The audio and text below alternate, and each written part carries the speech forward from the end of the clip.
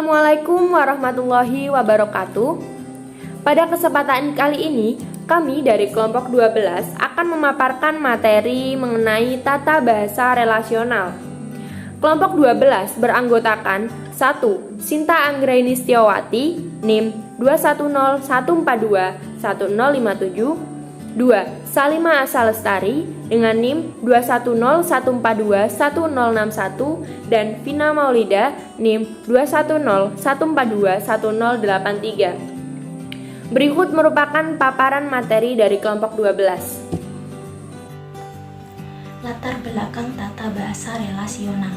Tata bahasa relasional muncul pada tahun 1970-an sebagai tatanan langsung terhadap beberapa asumsi yang paling mendasar dari teori sintaksis yang dicanangkan oleh aliran tata bahasa transformasi. Tokoh-tokoh aliran ini antara lain David M. Perlmutter dan Paul M. Postal. Sama halnya dengan tata bahasa transformasi, tata bahasa relasional juga berusaha mencari kaidah kesemestaan bahasa. Dalam hal ini, tata bahasa relasional banyak menyerang tata bahasa transformasi karena menganggap teori-teori itu tidak dapat diterapkan pada bahasa-bahasa lain selain bahasa Inggris. Prinsip-prinsip tata bahasa relasional. Prinsip dasar tata bahasa relasional adalah bahwa relasi-relasi gramatikal seperti subjek dari dan objek dari memegang peranan penting dalam sintaksis bahasa alami. Relasi-relasi gramatikal diperlukan untuk mencapai 3 sasaran teori bahasa, yaitu 1. Merumuskan kesejagatan bahasa atau kesemestaan bahasa. 2. Menetapkan karakteristik setiap konstruksi gramatikal yang ada pada bahasa-bahasa alami. 3. Membangun suatu tata bahasa yang memadai untuk setiap bahasa.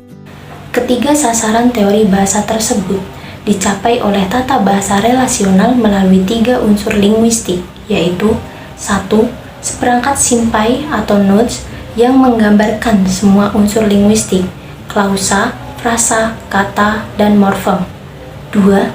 Seperangkat tanda relasi atau relational sign yang menggambarkan relasi-relasi gramatikal seperti subjek, predikat, objek di antara unsur-unsur. 3. Seperangkat koordinat yang menggambarkan tataran-tataran yang berbeda dari relasi-relasi yang dihasilkan. Samsuri tahun 1988 halaman 12, Junaidi dalam Purwo tahun 2000 halaman 458. Menurut teori tata bahasa relasional, setiap struktur klausa terdiri dari jaringan relasional atau relational network yang melibatkan 3 macam maujud atau entity, yaitu 1. Seperangkat simpai atau nodes yang menampilkan elemen-elemen di dalam satu struktur. Yang kedua, seperangkat tanda relasional atau relational sign yang merupakan nama relasi gramatikal yang disandang oleh elemen-elemen itu dalam hubungannya dengan elemen lain.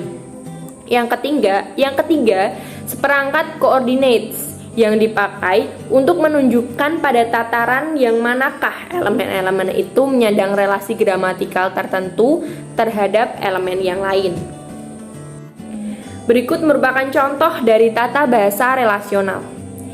1. Ali memberi buku itu kepada saya.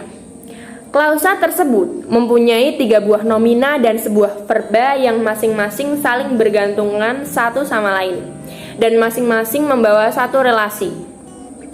Nomina Ali membawakan relasi subjek dari relasi 1. Nomina buku itu membawakan relasi objek langsung dari relasi 2. Nomina saya membawakan relasi objek tak langsung dari relasi 3. Serba beri membawakan relasi predikat dari relasi P. Yang kedua, saya diberikan buku itu oleh Ali. Jika dianalisis dari segi tata bahasa transformasi, bentuk kalimat tersebut merupakan hasil dari 2 macam transformasi yang dilakukan secara berurutan, yaitu transformasi datif, lalu transformasi pasif. Tata bahasa relasional selain tidak memakai istilah transformasi juga tidak menggunakan istilah pemindahan karena istilah tersebut tidak dapat diterapkan pada bahasa Turki Malagasy, misalnya menerangkan soal penafsiran. Akan tetapi, tata bahasa relasional juga struktur klausa dijajaki dari segi relasi gramatikal, maka dalam hal penafsiran terdapat kesamaan yang mereka analisis. Contoh, Ali memberi buku itu kepada saya, memiliki rincian dari unsur A. Nomina Ali berelasi subjek dari, B. Nomina buku itu berelasi objek langsung dari, C. Nomina saya berelasi objek tak langsung dari, D. Verba beri berelasi predikat dari. Menurut analisis tata bahasa relasional, kalimat di atas juga mempunyai 3 tataran struktural yang urutan-urutannya juga sama dengan menurut teori tata bahasa transformasi di atas. A. Konstruksi kalimat inti. 1a. Ali memberi buku itu kepada saya. B. Konstruksi kalimat hasil transformasi datif. 1b. Ali memberikan saya buku itu. C. Kalimat hasil transformasi pasif dari konstruksi datif. 1c. Saya diberikan buku itu oleh Ali. Relasi gramatikal tersebut memiliki kedudukan yang khusus. Ketiganya disebut suku atau term. Relasi di luar ketiga ini, misalnya benefaktif, lokatif, instrumen, dan sebagainya, disebut bukan suku atau non-terms. Relasi bukan suku itu disebut chômeur atau kata Prancis yang berarti penganggur, yaitu konstituen yang tidak memiliki atau kehilangan fungsi gramatikal sehingga dijuluki konstituen yang menganggur. Sedangkan yang disebut suku di atas memiliki fungsi gramatikal tertentu, misalnya suku berperan di dalam penyesuaian verba atau verba agreement, di dalam pelepasan konstituen atau nominal yang berkorelasi di dalam kemungkinan menjadi subjek dalam konstruksi pasif. Demikian presentasi dari kelompok kami. Apabila ada kesalahan atau kekurangan dalam materi presentasi kami mohon maaf sebesar-besarnya. Jika teman-teman memiliki pertanyaan, bisa langsung tanyakan lewat WA dengan maksimal 5 penanya. Sekian dari kelompok kami. Wassalamualaikum warahmatullahi wabarakatuh.